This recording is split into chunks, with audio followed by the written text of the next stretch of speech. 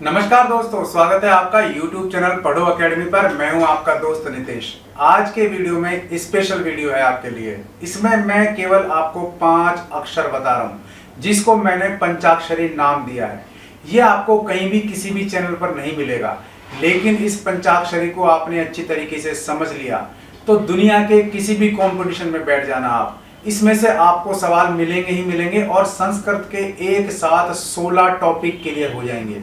आपकी संधियां, आपके यत्न विवेक, आपके अभ्यात्म प्रत्न, बाह्य प्रत्न, इसके अलावा 16 टॉपिक देख लेते हैं। वो 16 टॉपिक कौन कौन से हैं, किस प्रकार क्लियर होते हैं और किस प्रकार ये पांचों अक्षर याद करने से, केवल 5 अक्षर याद करने, ज्यादा याद करने की कहूंगा ही नहीं, बाकी सब आदि से ज्यादा संस्कृत ग्रामर, संस्कृत व्याकरण आपको इस वीडियो में केवल 10-15 मिनट का वीडियो है। इसको स्किप मत करना। एक एक लाइन महत्वपूर्ण है, एक एक क्षण इसका महत्वपूर्ण है। स्किप कर जाएंगे तो बहुत सारी नॉलेज स्किप कर जाएंगे। वीडियो को पूरा देख लेना और आधे से अधिक संस्कृत अगर आपको क्लियर ना हो तो फिर मुझसे कहना। बाकी संस्कृत के लिए आपको मेरे साथ वीडियो में बने रहना पड़ेगा, क्योंकि धीरे धीरे आपको इस चैनल पर एक से एक बढ़कर संस्कृत की चीजें मिलने वाली है। चलिए देख लेते हैं ये पंचाक्षरी क्या है, इसके वो 16 टॉपिक कौन कौन से हैं संस्कृत ग्रामर के, जो एक के बाद एक यहाँ क्लियर हो जाते हैं और किस प्रकार से ये आपकी हर कक्षा में 10 से लेकर के आपकी पीजी तक और आपके हर कंपटीशन में काम आने वाली है। सीटेट, यूपीटेट, टीजीटी, पीजीटी, दुनिया का कोई सा भी कंपटीशन, ये पंचाक्षरी आपके काम आने वाली है। देख लेते हैं कौन सी पंचाक्षरी है और किस प्रकार यूजफुल रहने वाली है। तो आज हम देख रहे हैं पंचाक्षरी। इस पंचाक्षरी का फायदा क्या है कि संस्कृत के 16 टॉपिक आपके काम आने वाले हैं, जो आपको आज तुरंत ही क्लियर हो जाएंगे एक साथ। तो फटाफट पढ़ो अकेडमी यूट्यूब चैनल को सब्सक्राइब करो। नाम नहीं सुना है तो यूट्यूब पर ढूंढो, मिल जाएगा आपको। स्पेलिंग आप देख लो इसकी, PADHO, पढ़ो अकेडमी, ACADEMY, आपको मिल जाएगा पढ़ो academy YouTube channel. Black colour का इसका लोगो है, ये ध्यान रखना आप, ठीक है। तो पंचाक्षरी देख रहे हैं हम। पंचाक्षरी में आखिर क्या क्या फायदे मिलने वाले हैं। आप कोई सी भी क्लास के स्टूडेंट हो, आपको ये आनी जरूरी है। आप कोई सा भी कंपटीशन दे रहे हो, CTET, UPTET, TGT, PGT, first grade, second grade, third grade, अगर ये आपको नहीं आई तो मेरी गारंटी है आपको संस्कृत में एक भी आप क्वेश्चन सही नहीं कर पाएंगे। और अगर ये आपको आती है तो ये भी मेरी गारंटी है कि आप सिलेक्शन के बहुत करीब पहुंचेंगे और थोड़ी सी आप मेहनत कर लेंगे तो सिलेक्शन भी हो जाएगा। इसका फायदा देखो, पूरी 12 खड़ी आपको याद हो जाएगी। अब ईमानदारी से बताना किस किस को पूरी 12 खड़ी याद है, चाहे आप ग्रेजुएशन में हो चाहे आप पीजी में हो। मुझे बताओ, आप किसी भी सब्जेक्ट से हो तो आपको पूरी 12 खड़ी याद है क्या? इससे हो जाएगी आपको केवल 5 अक्षरों में।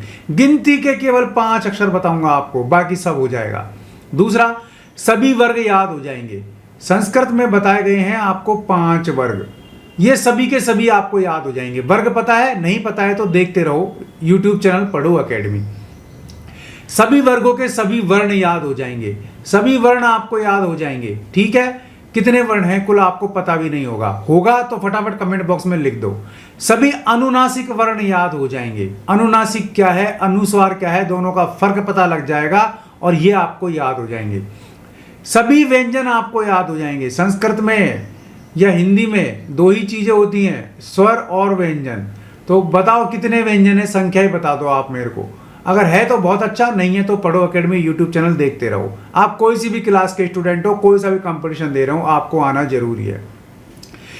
संधियां संस्कृत में बहुत सारी है, लेकिन 4 से 5 संधियां आपकी 1 सेकंड में क्लियर हो जाएंगी। बिना इस पंचाक्षरी का आप नहीं कर पाएंगे उन संधियों को। और अगर आज ये समझ लिया तो 4 ये संधियां तो आपको बिल्कुल क्लियर हो जाएंगी। कौन कौन सी आपको वीडियो में बताऊंगा।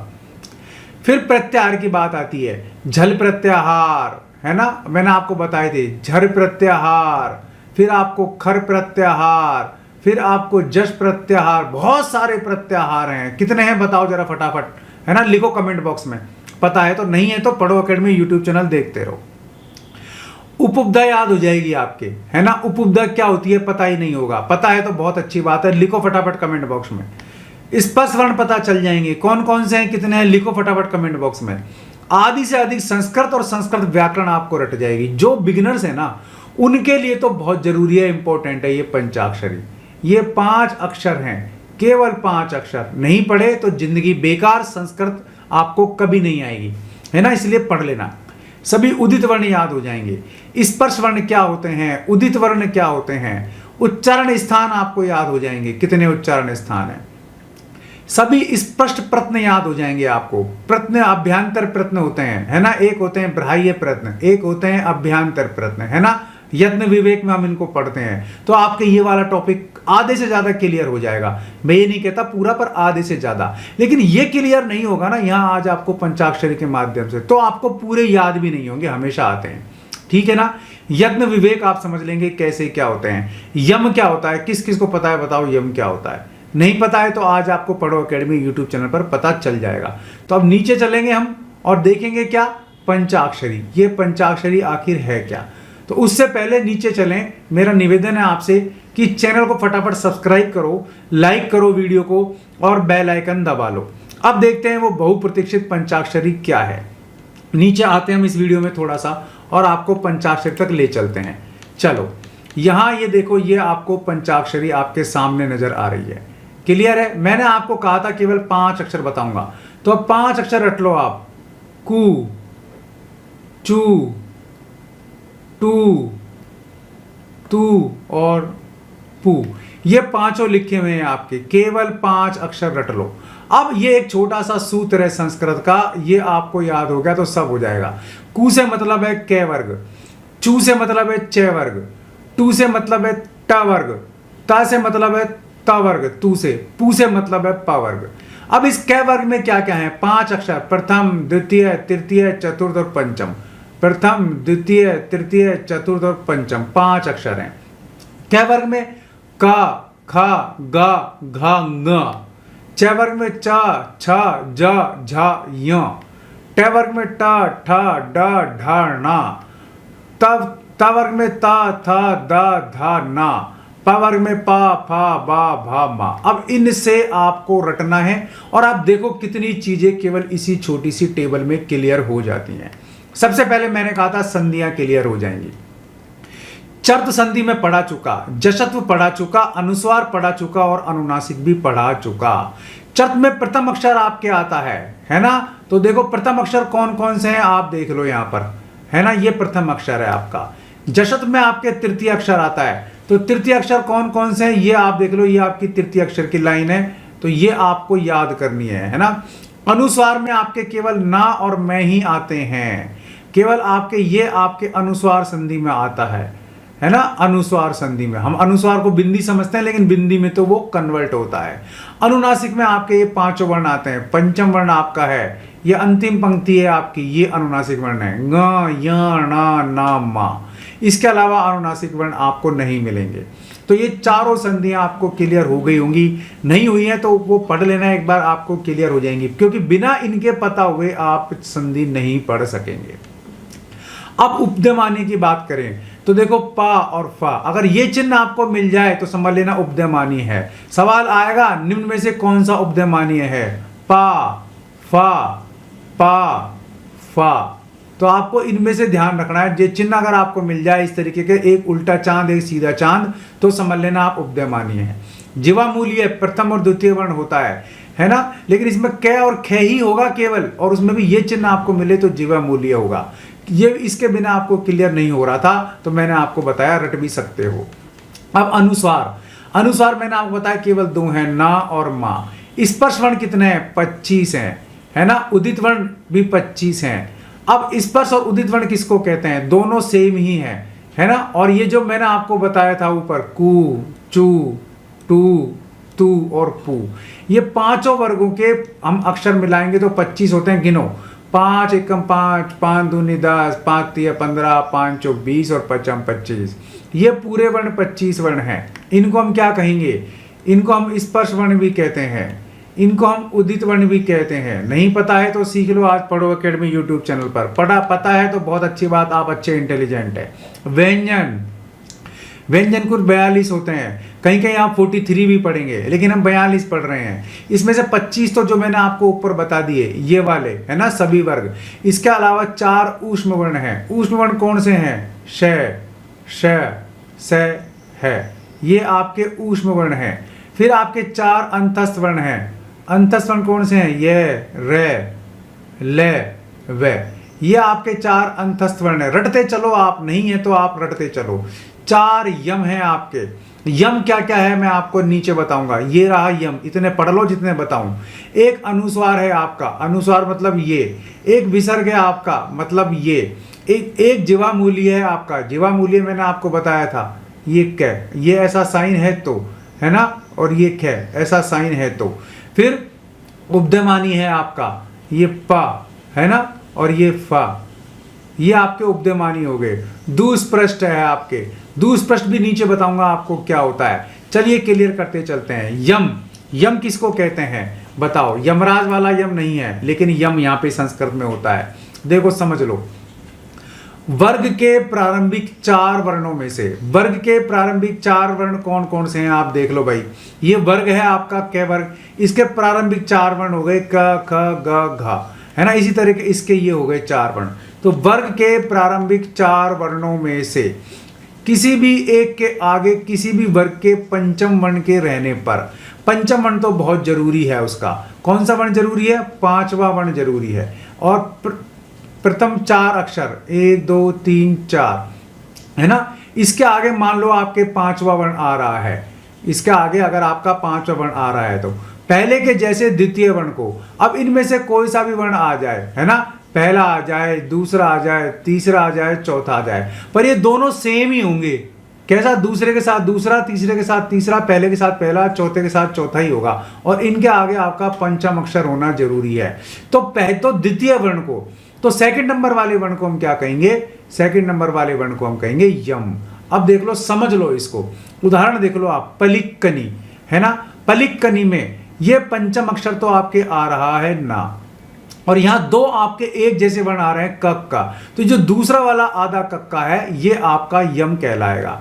चख नतु 2 आधे ख आ रहे हैं और ये पंचम वर्ण है, तो पंचम वर्ण से पहले वाला या फिर एक जैसा दूसरा वर्ण, ये सेकंड नंबर वाला, तो द्वितीय ख कहलाएगा यम। फिर आपके घग्नंती, है ना, तो पंचम अक्षर से जो दूसरा वर्ण है ये वाला वर्ण, ये आपको कहलाएगा घ यानी कि यम। तो अब इसका और ढंग से सीख लो। एक जैसे 2 आधे वर्ण होंगे, देख लो तीनों में, ये कक्का खक्खा घग्घा, है ना, 2 आधे वर्ण है, तो दूसरा वाला जो आधा वर्ण है वो यम कहलाता है। अब इसमें उलझने की जरूरत नहीं है। जब 2 अक्षर आपको एक जैसे दिख जाए सेम, 2 अक्षर आपको एक जैसे दिख जाए सेम, लेकिन ये कौन कौन से होंगे? या तो ये पहला होगा, या दूसरा होगा, या तीसरा होगा, या चौथा होगा, और इनके आगे 5वां होगा। तो देखो आपको 5 वर्गों के 5 अक्षरों की जरूरत पड़ी कि नहीं, यहां पर मुझे बताओ। इसीलिए ये पंचाक्षरी इंपॉर्टेंट है, इसीलिए ये पंचाक्षरी इंपॉर्टेंट है। तो 5 वर्ण आपको याद होने चाहिए। 5वां वर्ण हो वो बीच में भी आ सकता है, अंत में भी आ सकता है। यहां पर आपके अंत में आया है, यहां पर आपके बीच में आया है। इससे पहले चारों में से कोई सा भी वर्ण हो और 2 वर्ण एक जैसे आ जाए, तीसरे के साथ तीसरा, दूसरे के साथ दूसरा, जिस तरह घ के साथ घ, ख के साथ ख, क के साथ क्या आया, पहले के साथ पहला आया है, दूसरे के साथ दूसरा आया है, और घ के साथ घ चौथा ही आया है, चौथे के साथ, तो आपको जो दूसरा वाला वर्ण है उसको यम बताना है। यह आपसे एग्जाम में पूछ सकता है। क्लियर हो गया? दुस्पृष्ट, जो हम ल लिखते हैं, ल लट्टू वाला, पर जब उसको राजस्थानी वाला अड़ बोलते हैं, जो इस तरीके से लिखा जाता है ना, वो आपके दुस्पृष्ट होगा, यानी कि बड़ी मुश्किल से जहां तक पहुंचा जा सकता है, जिसको क्लियर कह सकता है। जैसे अपन कहते हैं पानी, शुद्ध शब्द क्या है? पानी, लेकिन बोलेंगे क्या उसको हम? पानी। तो पानी माने तो हाथ होता है, लेकिन हम समझते क्या है? पानी का मतलब भी हम समझते हैं जल, और पानी का मतलब भी समझते हैं जल, जबकि दोनों में फर्क है। तो इसी तरीके से ड़ और ल और ल दोनों में फर्क क्या है? ये तो ल लट्टू वाला है, ये ड़ दुस्पृष्ट कहलाता है। क्लियर हो गया?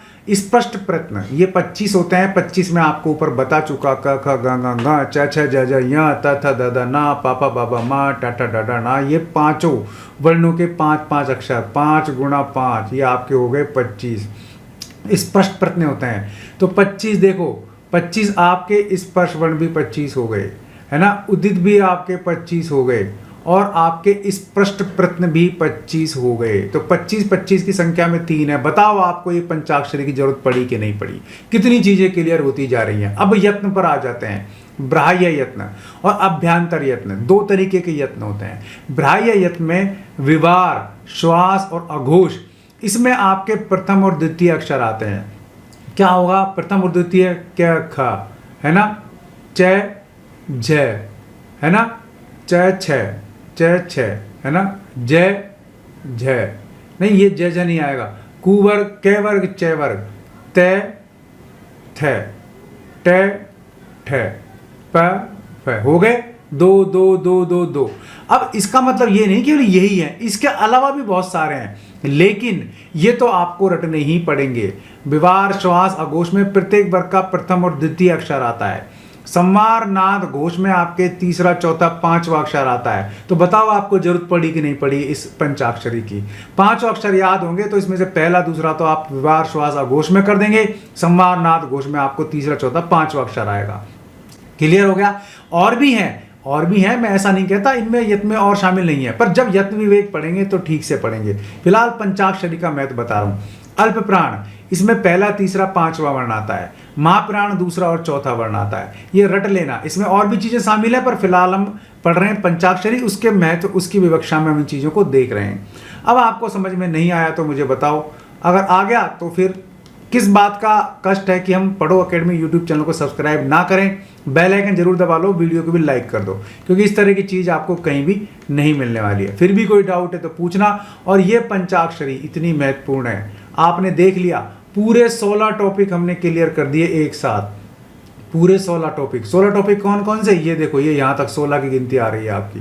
ये सारी चीज़ें और भी बहुत सारी होंगी, जब आप संस्कृत मेरे साथ पढ़ेंगे बहुत सारी चीज़ें क्लियर आपको होती चली जाएंगी। इसके अलावा कोई चीज़ आपको कहीं भी नहीं मिलेगी। फिर भी कोई डाउट है कमेंट बॉक्स में पूछो, बेल आइकन दबाओ, लाइक करो, सब्सक्राइब करो। पंचाक्षरी समझ में आ गई होगी। कमेंट बॉक्स में बार बार मैंने आपसे कहा है कि कोई भी कमेंट करके आप पूछिए सवाल, अच्छी लगी तो भी आप बताइए, आपका ज्ञान है तो भी आप वहाँ शेयर कीजिए, क्योंकि ये चैनल, ये प्लेटफॉर्म आप ही के लिए बनाया गया है।